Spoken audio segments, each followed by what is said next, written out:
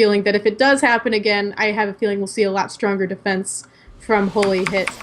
But here we are, spawning in the bottom right. It is our pink Protoss, Holy Hit. And his opponent spawning in the bottom left. We have horizontal spawns here on Ruins of Saros. The Red Zerg, it's Jon Snow, who unfortunately knows nothing. It's very difficult to play StarCraft knowing nothing, but he's doing his best, and it's working out for him. It is working out. All right, so looks like Holy Hit. He has his Nexus rally to his natural. Probably going to see a Nexus first again out of him. Lucky for him, Jon Snow not doing that crazy aggression like last time. He's going to be taking a hatchery first himself here, and may even go the greed route, do the double hatch before pool.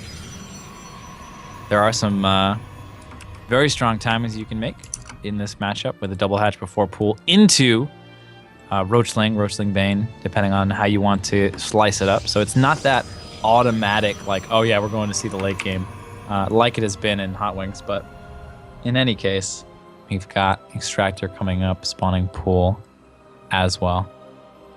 Yep, that hatch gas pool, it's pretty normal still in PvZ to see that. The probe's going to scout, realize that this is the build order of choice, and Holy Hit might be breathing a small sigh of relief that this is not the early pool that was in the last game. Yeah, definitely going to be feeling nice about that overall.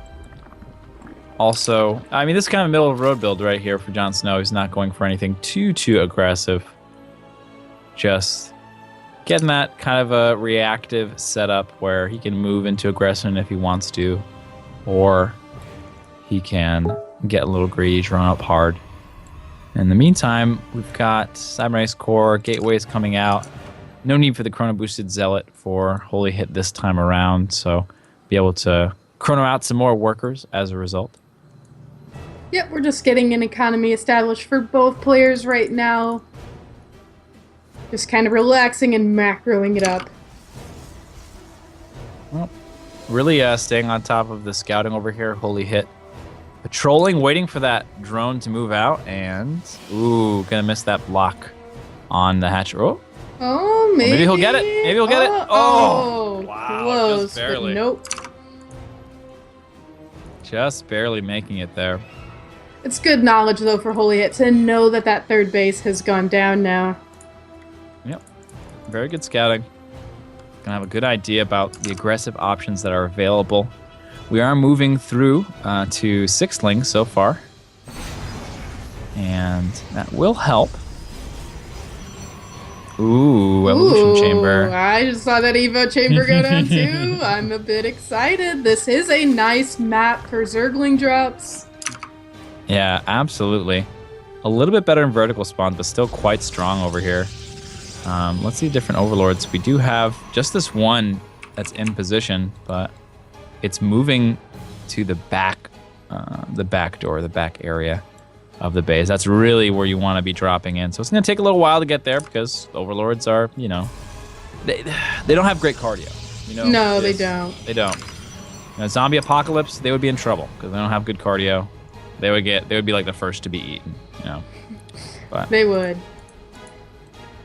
We do have 20 lings on the way, and they will probably be getting in position at that dropper lord soon. Might see some of them elevatoring up. There is the resonating glaives being researched so also for Holy Hit. So there will be adepts, but this is a lot of lings. There is an adept waiting in, you know, a little bit in position there. Couple of adepts just in case. But yeah, he's not going to see these lings being dropped into the main base. But for adepts, that's still pretty decent. They could micro well and maybe defend against lings. But now the adepts, they will see it. Half of the army is not loaded up yet. Jon Snow not quite getting the elevator positioning up. You can put the overlord in just the right spot so you can keep it still an elevator in. But having a bit of trouble with that, he's decided to move into the front a bit. trying to hit 2 angles at once. It really abuses the... Oh, and we have a double Stargate coming out of Holy Hit. He's got a really low unit count as a result. This is going to be a very tough defense, but no roaches, no Ravagers. This is just a pure Ling approach to the wall. Very helpful here. We've got a lot of Zerglings looking like they're going to be elevated into the main again. 2 Phoenixes coming out. They will shut down the Overlord that's dropping when they do actually pop out. A lot of Adepts here in the mineral line. Very smart move there for Holy Hit. And that cannon as well. Yeah, having a bit of trouble here. Jon Snow is really having a lot of trouble getting this to work out. I mean, it was a nice setup. Things were looking pretty good, but couldn't get through the front door at all. Had some trouble, mechanically speaking, setting up the Overlord properly to get all the Lings in quickly. And as a result, Holy Hit defends quite well. Yeah, he must be feeling pretty good about his position too. Getting more Phoenix out. And if Holy Hit decided to attack soon, Jon Snow might be in trouble. And it looks like that is going to be the plan from Holy Hit, moving out with quite a number of Adepts and some Phoenix behind it too.